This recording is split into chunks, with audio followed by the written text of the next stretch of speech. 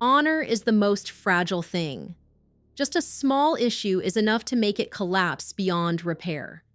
In the upstairs room of a red brick house overlooking the River Mersey, someone once found a small ceramic jar. Inside it was a fine white powder that Victorians called by an innocent name, tonic. For years, that powder slipped into every glass of water, every meal, becoming a familiar part of James Maybrick's life, a wealthy and respected cotton merchant. He believed it would restore his vitality, prolong a life already worn down by age and work. But that belief, in the end, brought him to the brink between life and death. He was a wealthy man, a husband who once held absolute power in this house. But that power had no strength to preserve his life or protect the honor of the woman who had crossed the ocean to become his wife. In the spring of 1889, in rooms heavy with the bitter scent of medicine, the whispers began to spread. People spoke of the young foreign wife, Florence Maybrick, who personally mixed his medicine and prepared his meals.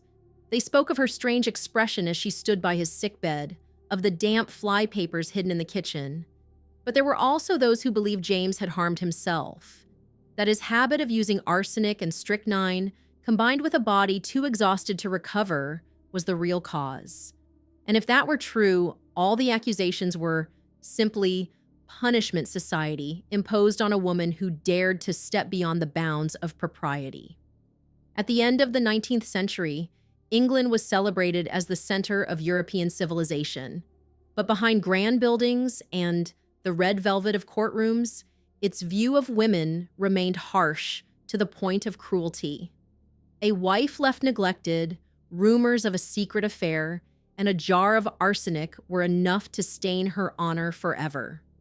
The night James Maybrick died, shadows began to creep along the corridors of the house, and the real story only began when those shadows turned into accusations echoing through the courtroom.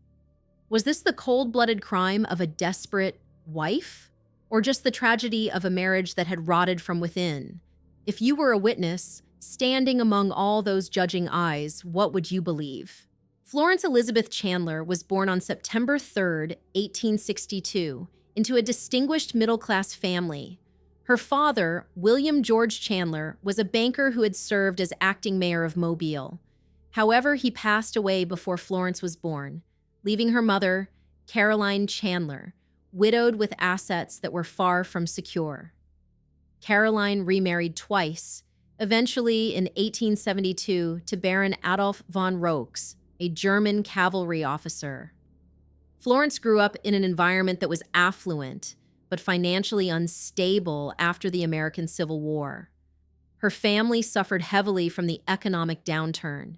Mobile was a major cotton trading hub, impacted by the collapse of the slave-based economy and increasing competition from other ports, which caused financial hardship for many middle-class families like Florence's. She did not inherit a significant fortune from her family. Her mother was described as a woman who lived lavishly, frequently hosting social events to maintain her status, but this only depleted their resources further. Florence also absorbed some of this tendency from her mother, which soon led the family into debt.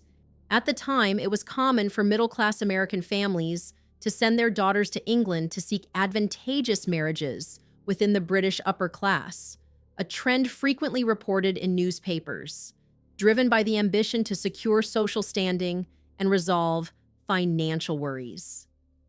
Florence, at 17, with her youthful and attractive appearance, was an ideal candidate for this plan her mother had envisioned. Caroline, with her extensive connections and her third husband's European nobility, leveraged these social ties to introduce Florence into British high society. The voyage to England was likely part of her mother's strategy to arrange meetings with wealthy or well-positioned gentlemen. Aboard the SS Baltic, amid the hum of steam engines and the damp, salty scent of the wooden decks, Florence met the man who would become her destiny. James Maybrick, born on October 24, 1838, in Liverpool, England, was a prominent cotton merchant during the era when Liverpool was a thriving center of international trade. He came from a middle-class family. As the third of 7 children, James was exposed early on to the cotton trade, a lucrative industry thanks to strong ties between Liverpool and the plantations of the American South.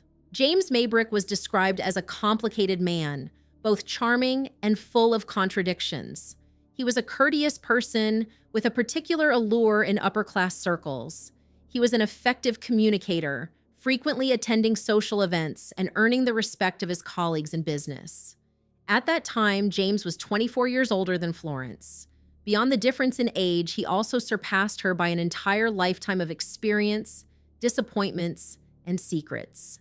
Yet in those days, such an unequal marriage was not considered unusual, especially when the man possessed wealth and reputation. Florence was captivated by the stories James shared about his work, about both sides of the Atlantic, and about the many business deals that had helped him build his fortune. When Florence decided to abandon her trip to continue on with him to Liverpool, many acquaintances viewed it as a rash decision by a young woman who did not yet understand the coldness that marriage could bring. By the late 19th century, Liverpool was an industrial city growing at a rapid pace. The sound of machinery echoed day and night. Smoke from the factory chimneys thickened the sky, and the wealthy merchant class lived in tall red brick houses, set apart from the crowds of impoverished laborers. Yet despite their outward grandeur, those houses were still full of secrets and unspoken tension. On July 27th, 1881, Florence Elizabeth Chandler walked into St. James's Church in Piccadilly to marry James Maybrick. The wedding took place in an atmosphere of solemnity without ostentation. St. James's Church, with its elegant Baroque architecture, was a popular venue for the weddings of the Victorian English upper class, and the event drew the attention of several guests from both England and America. Florence, in a meticulously tailored wedding gown, embodied the youthful grace of a young woman from the American South. James, with the composed appearance of a successful merchant, stood beside her, displaying the confidence of a man who had won over a young bride from across the ocean. The ceremony reflected both the refinement of the American South and the wealth of England's merchant elite. For Florence, this event marked a turning point, carrying her from financial uncertainty at home into a life that promised stability alongside a wealthy husband. Yet it also placed her within a Victorian social and legal system where her property rights and freedom were strictly limited by her husband's authority. The wedding was not only the beginning of a marriage, but also the doorway that would lead Florence into a new life, a world she would soon discover held fractures that could never be repaired. She once believed her new life was a fitting reward for the sacrifices of youth, but it quickly turned into a nightmare. Under the gray skies of the Victorian era, she soon faced loneliness and alienation. As a young American woman, Florence was surrounded by harsh social prejudices in a world where women were expected to remain silent and submissive. Victorian law did not grant Florence the right to own property or have a voice within her own household. As the wife of a merchant like James, Florence was seen as an accessory, an ornament to complete the image of his success. In such circumstances, could anyone truly hold on to themselves? James often left home for weeks at a time, leaving Florence with the children and a household staff who felt like strangers. It was said that the English merchant class then still followed unwritten rules. Men were free to pursue their work and their extramarital affairs as long as the appearance of family stability remained intact. Rumors about James's long-term mistress would surface and then fade away like a secret everyone quietly accepted. Even more painful, she discovered that James had financially supported this woman for 2 decades. It was part of the collapse of her trust. The resentment mingled with a sense of helplessness when Florence understood that divorce was impossible. In Victorian society, divorce was seen as a moral failure, especially for women. It meant losing custody of her two children, being scorned by society, and falling into destitution. Even her monthly household expenses had to be justified before James's legal representatives. She was trapped in a marriage with no way out, where every choice led to loss. One thing was clear. To gain her freedom, Florence would have to pay a very high price. Finances became the next burden weighing down on Florence. Even while living in the Battlecrease House mansion, she was drowning in debt due to her habit of spending lavishly to maintain the appearance of an upper-class lifestyle. She secretly pawned her jewelry and borrowed money from lenders in Liverpool. Living in constant fear of exposure, Florence faced a persistent sense of shame that gradually pushed her into despair. At the same time, Florence confronted other losses. Her young son fell gravely ill and nearly died from scarlet fever. Her brother passed away in Paris from lung disease. In the few letters that remain, she wrote that she felt like a guest lost in her own home. That loneliness clung to Florence day after day, month after month, seeping into her thoughts. In that emotional void, Florence longed to be loved and acknowledged. James, with his indifference and constant absences, had abandoned her. And then another man appeared. He was proof of her desperate attempt to feel that she still existed. In a society ready to condemn a woman the moment she stepped beyond the bounds of accepted morality, Florence knew that this relationship would be seen as evidence against her. But in that moment, she chose a brief warmth over continuing to endure a cold, empty marriage. Alfred Brierly was also a cotton merchant like James Maybrick, but he was younger and more willing to listen to her. Their relationship began with discreet meetings at social gatherings. The culmination was a 3-day trip that Florence and Brierly took to London in March 1889. The letter Florence sent to Brierly, intercepted by the maid Alice Yap, contained lines implying an intimate affection, sparking suspicion within the household. In Victorian society, where adultery was strictly forbidden, Florence's actions quickly became the focus of criticism, leading to scrutiny of her every move. In the late 1880s, James Maybrick still maintained the habit of prescribing medicine for himself. He believed that arsenic could boost his vitality and improve his health, which had declined due to age and the stress of work. That habit sowed seeds of doubt when he fell seriously ill in the spring of 1889. In early April, James's health deteriorated noticeably. He lost his appetite, vomited constantly, and became so weak he was confined to bed. Florence appeared devoted. She personally prepared his food, tonics, and remained by his bedside at all times. Yet that very devotion began to serve as a pretext for whispered suspicions. The wary glances quietly spread throughout the house.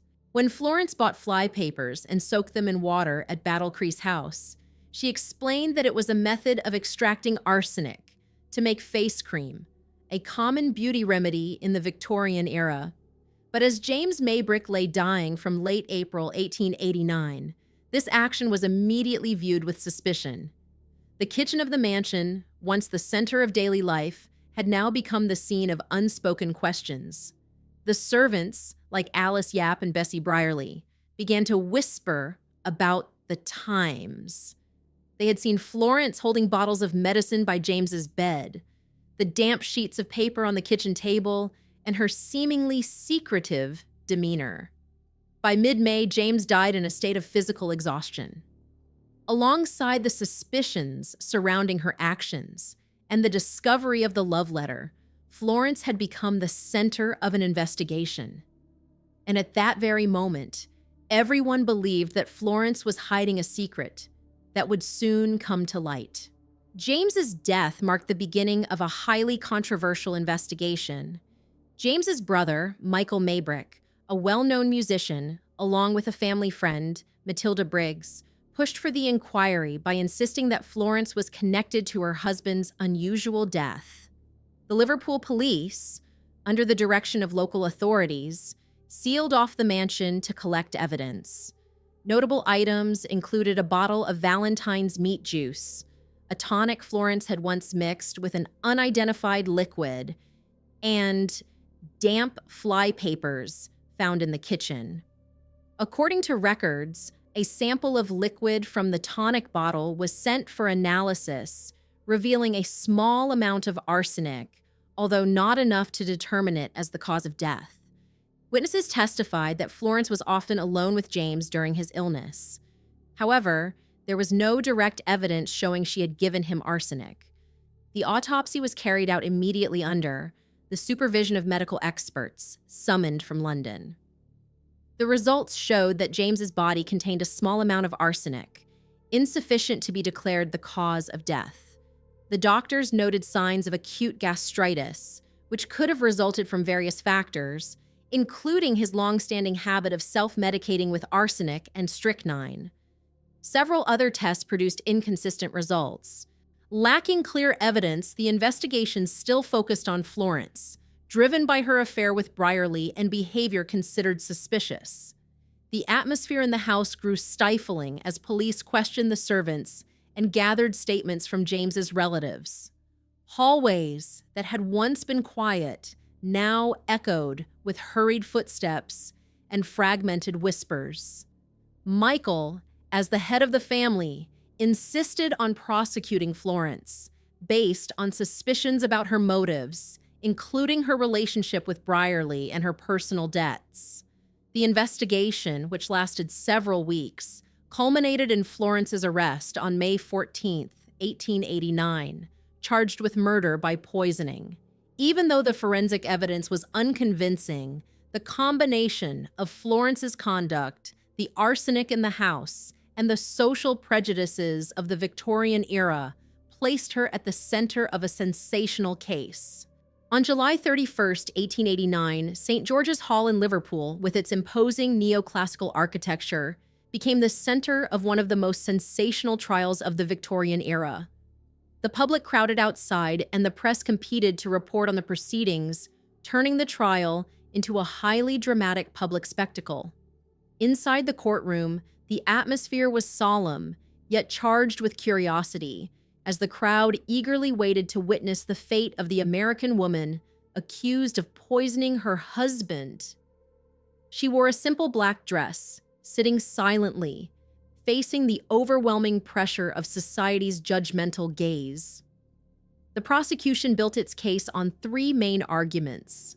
First, Florence's affair with Alfred Brierly was presented as her motive to eliminate James Maybrick in order to escape a broken marriage. The letter Florence had sent to Brierly was read aloud in court, putting her at a disadvantage.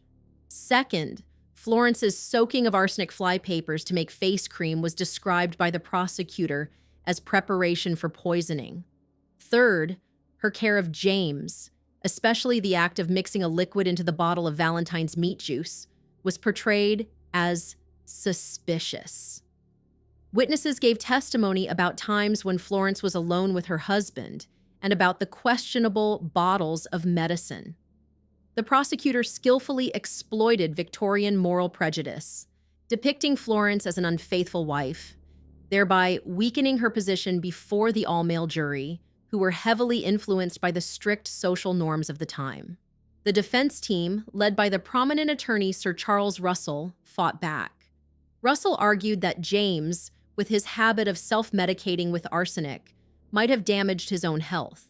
He emphasized that the amount of arsenic found was too small to cause death, as confirmed by Dr. Charles Maymont Tidy.